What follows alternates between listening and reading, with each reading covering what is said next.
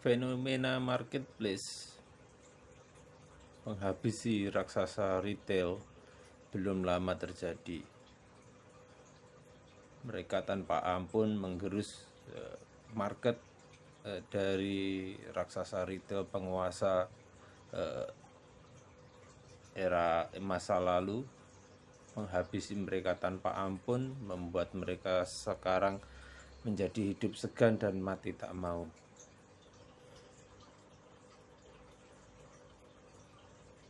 Apakah kali ini akan terjadi lagi di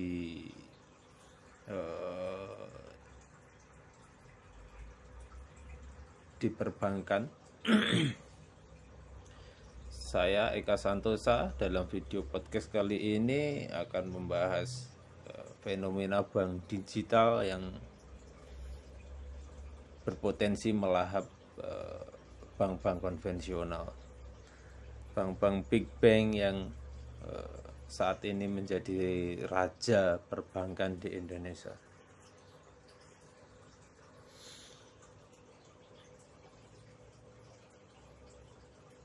Saya berpikir mungkin bagi teman-teman yang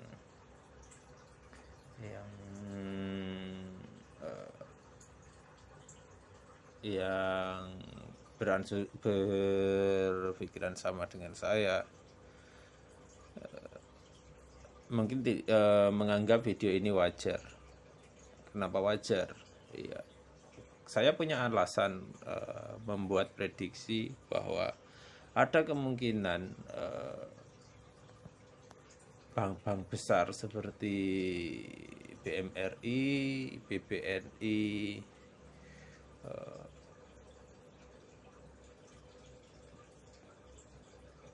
BTN, bank-bank big cap BCA itu akan dilahap oleh marketplace jika mereka tidak segera berbenah. Alasannya sama seperti saat raksasa retail dilahap oleh marketplace. Pada zaman dulu mereka melahap raksasa retail dengan menggunakan cara bakar uang. Mereka memberi harga diskon, harga murah dengan kualitas yang sama seperti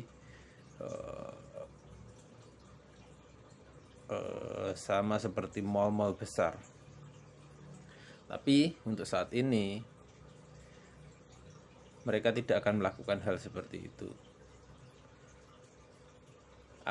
Tujuan awal mereka melahap retail sebenarnya bukan untuk jualan.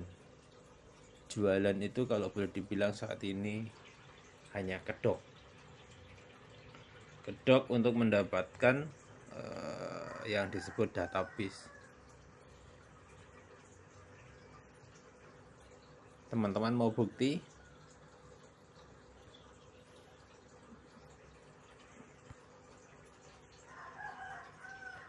Kita searching ya.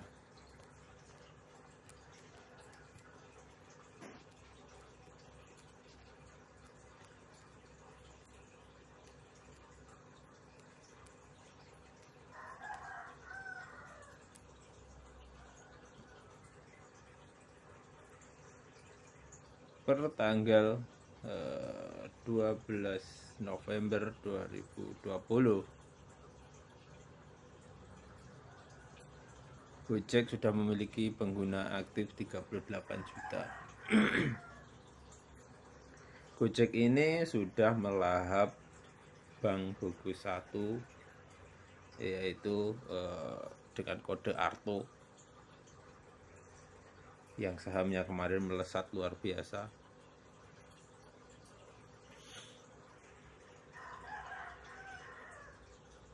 Kita lihat lagi satu marketplace yang luar biasa.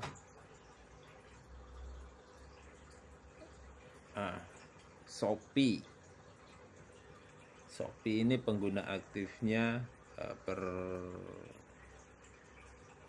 tahun 2020 November mencapai 96 juta di Indonesia saja ya. Ini 93 juta, maaf. hanya di Indonesia. Dengan database ini mereka bisa dengan cepat melahap bank-bank konvensional dengan melalui bank digital mereka yang nggak punya cabang, nggak punya banyak karyawan. Mau bukti yang lain bisa saya tunjukkan di aplikasi mereka. Kita lihat aplikasi mereka.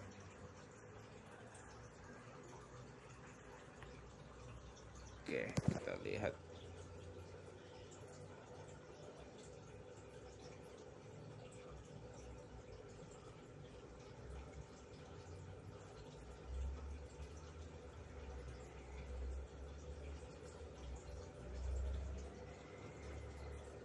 Nah, di sini Shopee punya aplikasi pinjaman saat ini.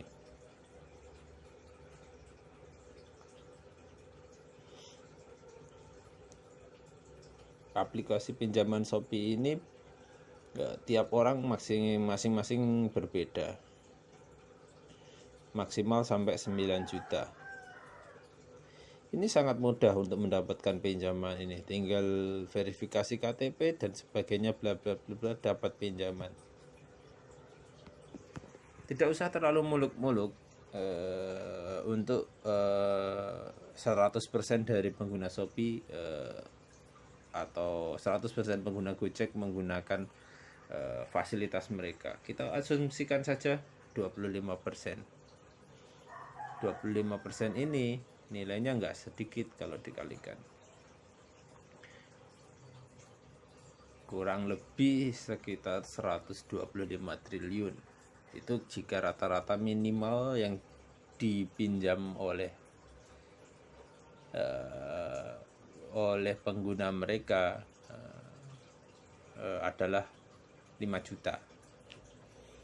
Jika maksimal sampai 10 juta, bisa saja nanti di kemudian hari akan membengkak sampai per orang batas maksimal 15 atau 20 juta. Bisa saja terjadi. Nah, di sini mereka akan menggerus market bank konvensional yang mungkin saat ini mereka tidak berpikir bahwa bank-bank konvensional tersebut saat ini sudah digerus marketnya oleh marketplace.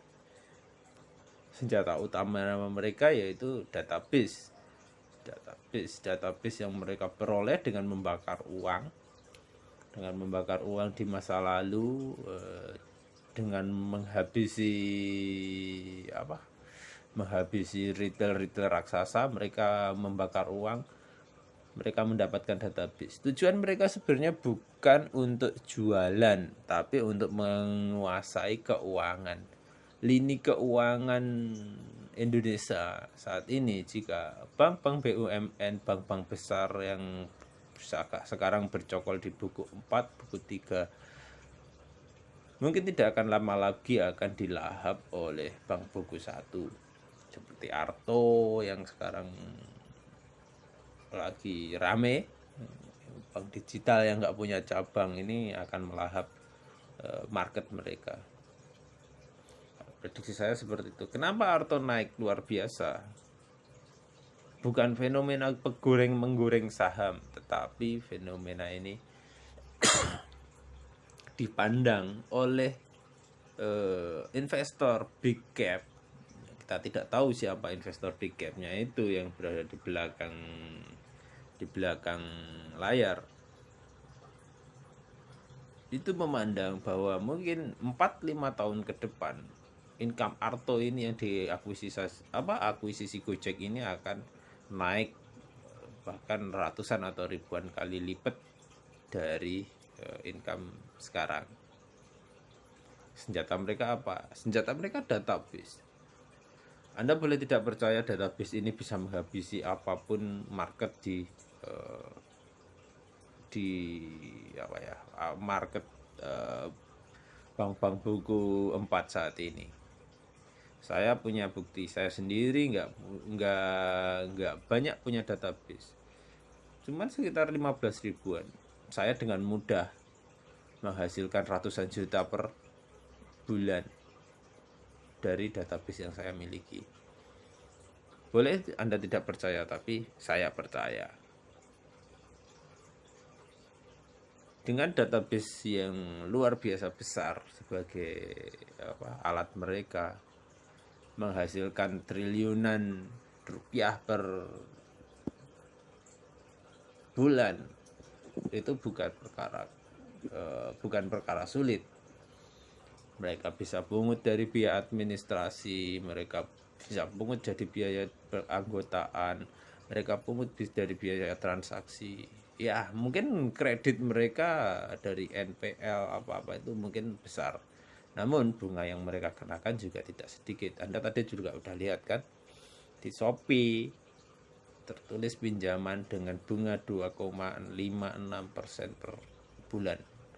Bayangkan jika dibandingkan dengan kredit konvensional. Katakanlah bunga mereka diambil 25% pengguna mereka. Berapa hasilnya? Setelah dikurangi pajak, dikurangi apa dan sebagainya, berapa yang mereka dikurangi NPL? Katakanlah NPL sampai 8% saat ini NPL dari fintech. Katakanlah kita mengacu NPL fintech 8% sampai 10%, mereka pasti untung, mereka nggak rugi. So kesimpulannya, kenapa saham bank-bank digital saat ini yang diakuisisi oleh marketplace saat ini naik gila-gilaan? Ya karena itu tadi, mereka baca prospek, baca peluang. Big cap yang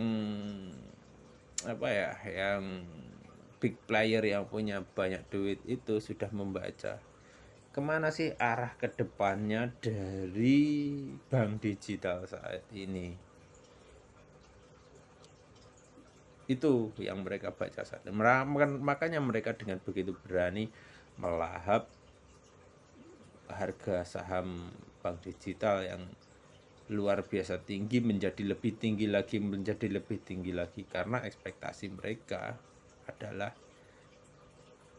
seperti bank Arto, bank BPYB yang digosipkan diakuisisi oleh Shopee.